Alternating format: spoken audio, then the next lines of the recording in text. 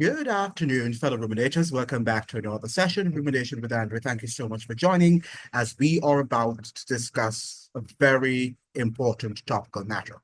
And this afternoon, let's look at the question, will gangs and the deportees, that's the US deportees, the deportees that are being deported from Trump's America, that began under Biden's America and now is continuing under Trump's America, be the downfall of the Andrew Holness-led administration?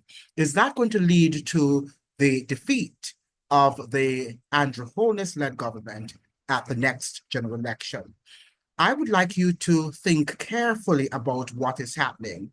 Now, we started the year with a bang, right? The year in Jamaica started off with a bang with the protest actions in what it Penn, I can't remember the Taws Pen community in Spanish Town. Am I saying the name correctly?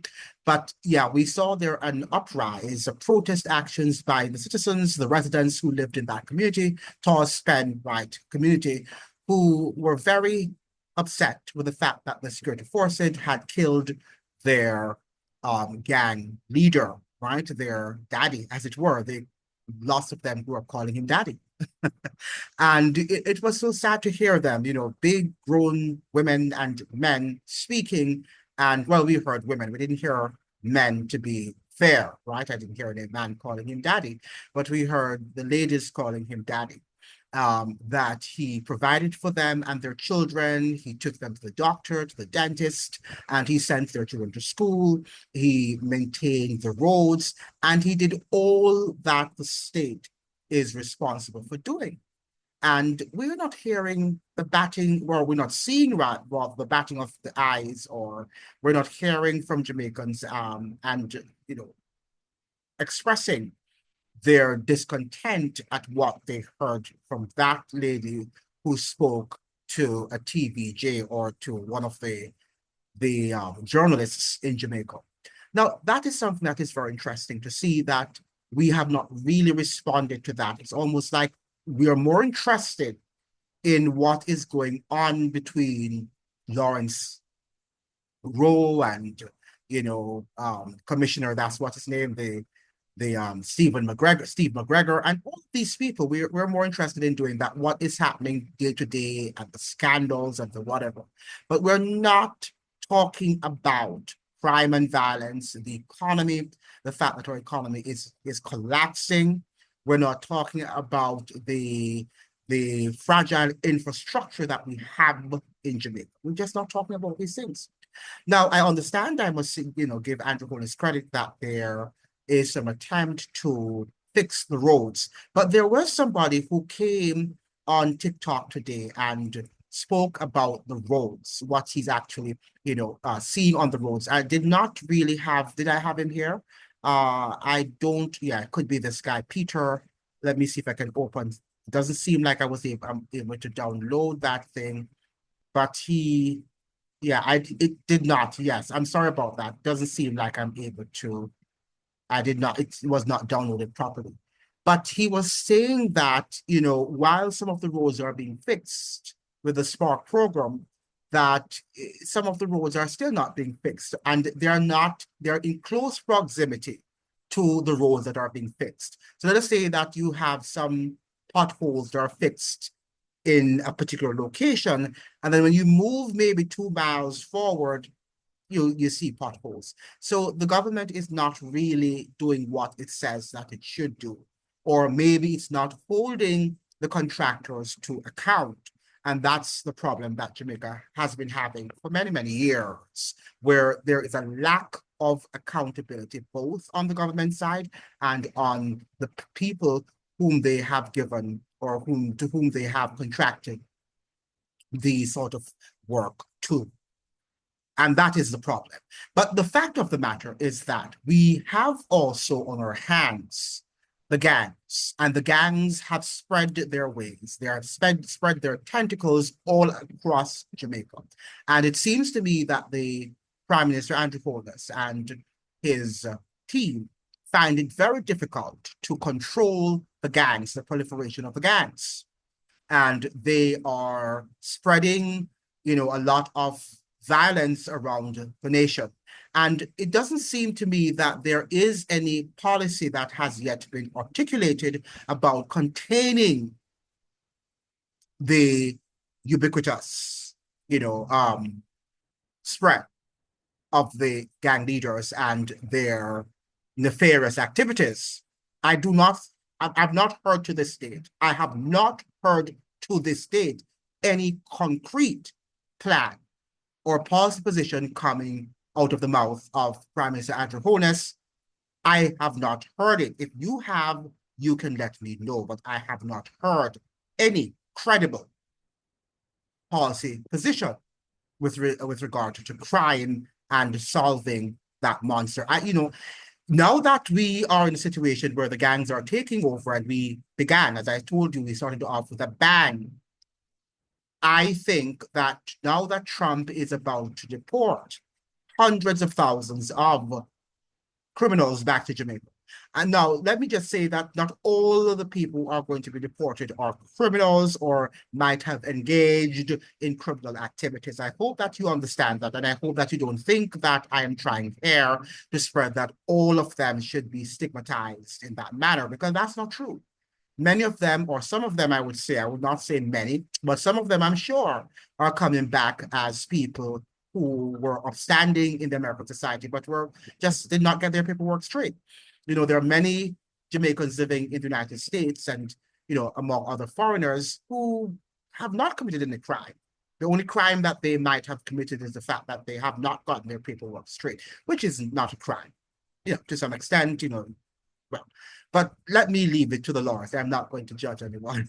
But the fact of the matter is that we understand that Trump is going to deport hundreds of thousands of foreigners back to their home country.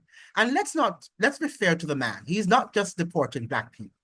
I'm seeing people saying Trump is only deporting Black people, but Trump is also deporting Indians. He's deporting, he's going to deport some Europeans. He's going to deport anybody that he thinks is not really helping to develop the United States economically, socially, and culturally. He's going to deport them. That is what he has said. In fact, he's on record of, deporting even Mexicans. Do you consider Mexicans Black? And, you have your Black Mexicans, of course, but the majority of the population, you would not deem that they're Black people, would you?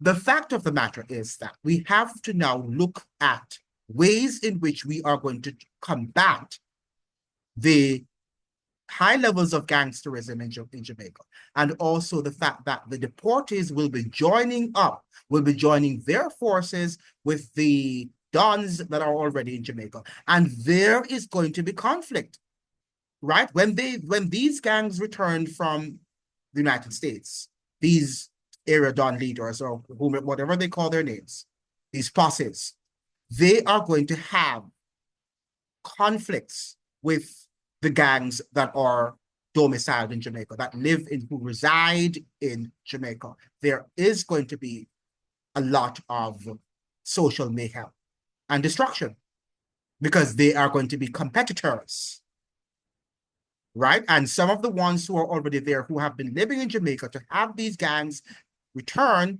and wanting to dominate, is going to create a lot of problems, a lot of social mayhem, and which will result in lots of deaths in that country. And I'm wondering, how will Andrew Holness and his team and his government survive this level of disorder that is about to envelop Jamaica, as it were? How is he going to do that? How is he going to be able to do that? And we are not hearing anything about it. All we're hearing about is the Spark program and the Spark program. But, the Spark program is good. The Spark program is a good program because we need roads, and the roads are of urgent necessity. However, we need also to hold our government to account in everything that it does. Roads, crime and violence, the economy. Now, as I say the economy, I was thinking that I think Andrew Holness is going to be sly. He's going to act like a sly fox. And he will be suggesting that the economic progress or success that he and Nigel Clark actually crafted and implemented and were able to give to Jamaica were these policies or these gains were actually destroyed, I should say, by the deportees, right? And all of the factors. He's going to come up with some nonsense about the fact that, yes, that somehow the gangs have destroyed all of the economic success or successes that were gained by his administration. Already he's intimating it that, he says he has investment opportunities for Spanish Town in that same Torspin or that Torspin Meadows area, whatever it's called. He said that he has investment opportunities, but the gangs have suppressed or are suppressing those opportunities. As a result of that, he can't really do anything about it. Well, that's what he inferred. That's what he implied. And I'm wondering, who is the prime minister here?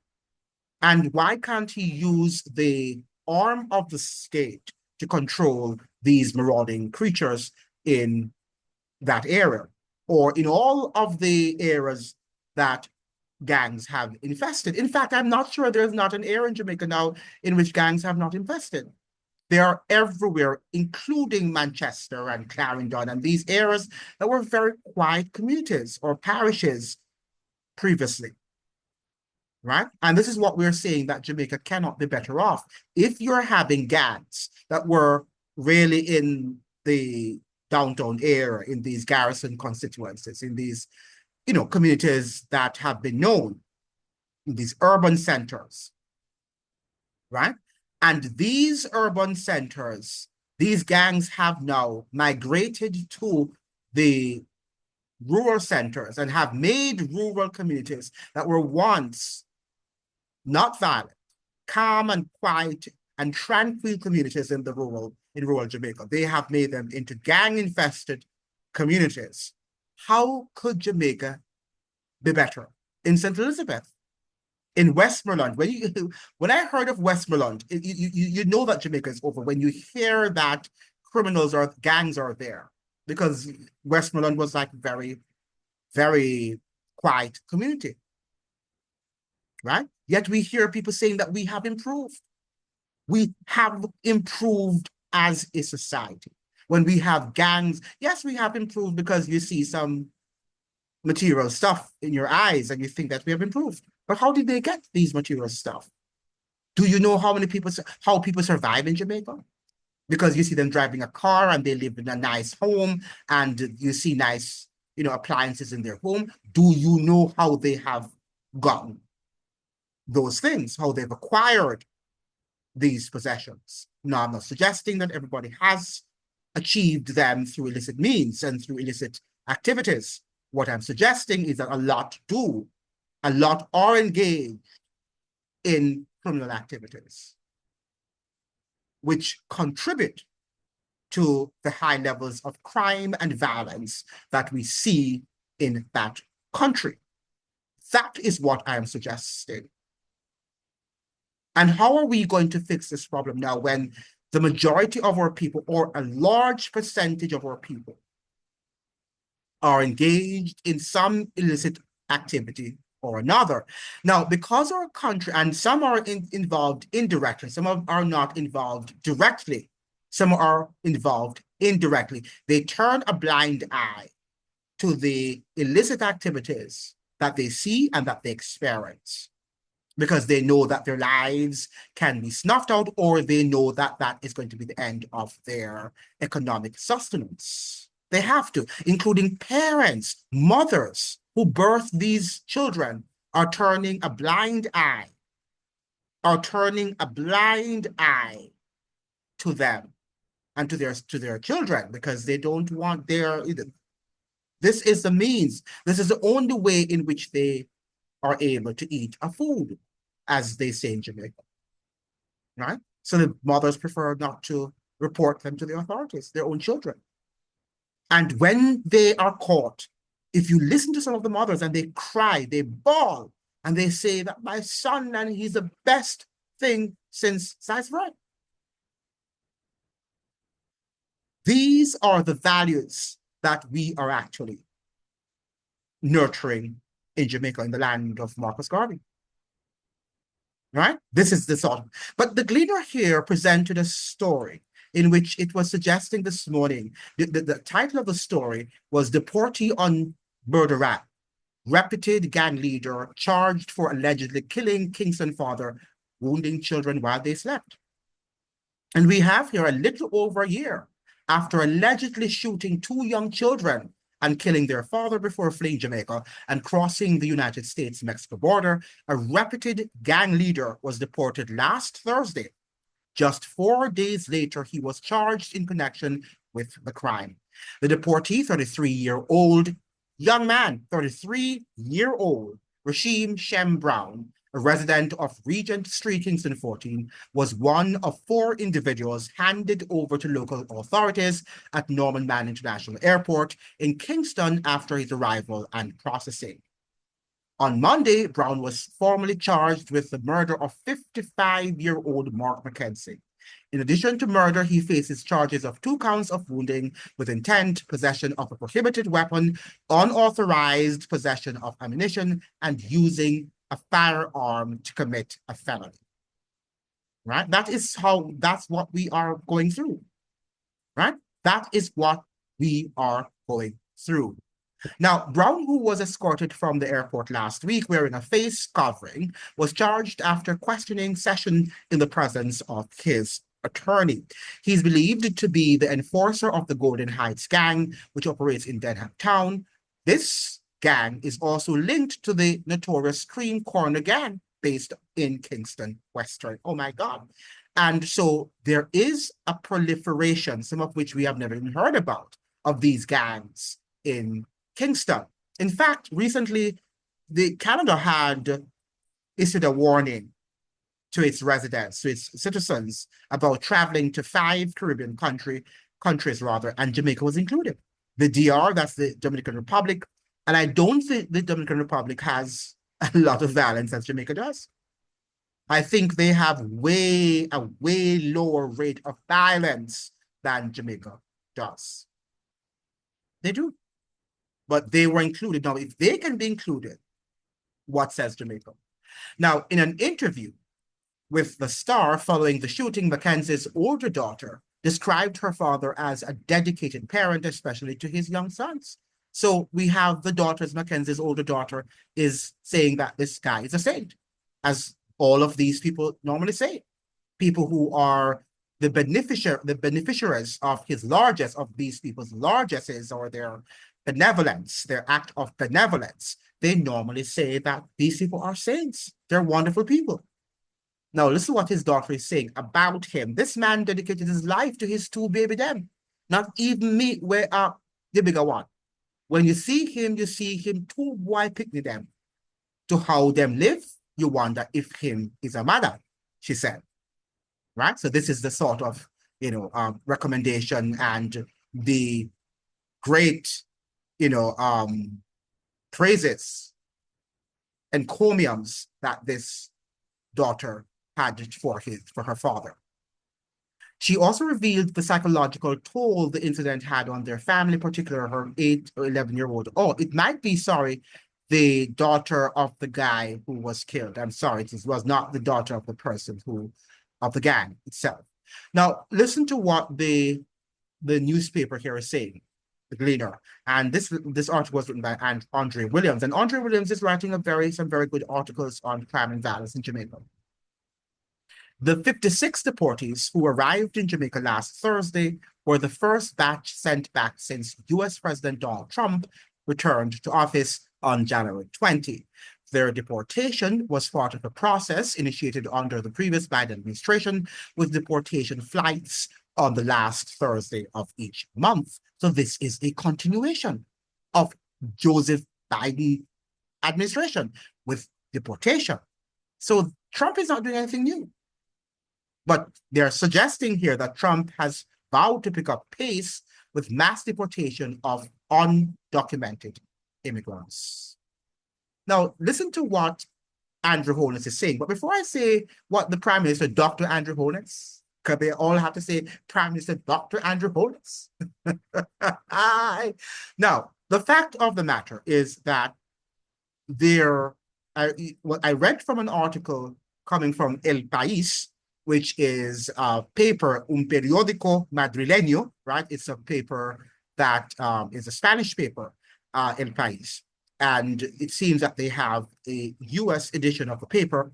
And the paper reported yesterday, and I did it on my video about, advice given to people who might be undocumented Jamaicans. Go and watch the video and like it and subscribe to the channel.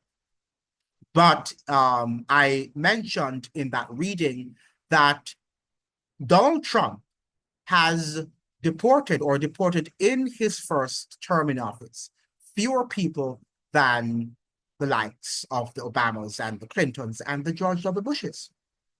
Right? He only deported 1.5 million people, while Bill Clinton deported a whopping, just about 12 million people. While you have the likes of the Barack Hussein Obama, he actually, known as the deporter-in-chief, I don't know why they call him deporter-in-chief if Clinton deported so many people, but maybe they're saying that in terms of the 21st century, I don't know. Okay? But he deported definitely 5 million people. That's Barack Obama. But hear this, that George W. Bush deported a whopping 10 million people. So when we are thinking that Trump is this terrible guy, we must understand that Trump belongs to a system. And he's not as terrible as we think he is, if you understand the historical context, right? You have to study, you have to read your history. Now, last week, Prime Minister Dr. Andrew Holness had a warning for returning to Jamaica with criminal intent. He always has a warning and he does nothing. You will either meet a judge or your maker if you come back to Jamaica and violate our laws and create havoc. I know that there are many who will be returning to Jamaica, coming back to lovely communities like these, rural areas, and they may attempt to set up gangs. They're already there. Dr. Andrew Holness get involved in scamming and undermine the values of the communities that they have returned to. We will not tolerate that. But this is just word of mouth. This is just a bag of mouth. It's not action. And the criminals know that. And they laugh at Andrew Holness. They laugh at Prime Minister Dr. Andrew Holness because they know that he is not serious. They know that. They've been following the news all along and they realize that crime and violence run Jamaica. They know that the ministers of government, some of them, are involved directly in or with these criminal elements. They know that. So Andrew Holness is not really fooling them. They know the goings on in Jamaican politics and in the underworld, the underbelly of that country, that little piece of rock called Jamaica. They know. But Andrew Holness has to give you this illusion that he has the testicular fortitude to stand up to them because he wants your votes. And he knows that you are that simple-minded that you are going to vote for him even if he does nothing, even if he just threatens them with words. And Andrew Holness is known for his verbosity, of saying a lot of things without saying anything. He is known for that, right? So I just wanted to ask you, what do you think? Do you think that the whole deport situation, and along with the ubiquitous spread of these gangs across Jamaica, do you think that this is going to derail Andrew Holness and his government? Do you think that he is going to be defeated at the polls because of what is happening in Jamaica? Now, you'd have thought that the PNP, if they really wanted to win, that they would have been seizing the opportunity, right, to highlight these problems. But they're not, because they know that they have no solution. They understand, the PNP understand that they are bereft of any solution. And all they will do is come back and the same old story continues. Jamaica to the world, or Jamaica, no problem, man. That is the Jamaica that they're selling to you. You have bought it for many generations, for many decades, and nothing fundamentally has changed. In fact, the more things change, the more they remain the same. Will you continue to allow Jamaica to deteriorate, or will you say, just like the people who voted for Trump, Jamaica first, not the politicians first, but Jamaica first? That is what we need to change that sort of mantra to. Jamaica first, and Jamaica and Jamaicans first, and then other things. I don't want to hear about the IMF. I don't want to hear about these multilateral institutions. I don't want to hear about these macroeconomic fundamentals. I want to hear Jamaica first, because that is where we are going to improve the conditions, the living conditions on that little rock. Thank you so much for joining. I hope that you'd like, share, and subscribe. And please make sure that you leave a comment so that it can push the video along on with the algorithm that is suppressing videos on the platform. All the best to you. See you then. Bye-bye.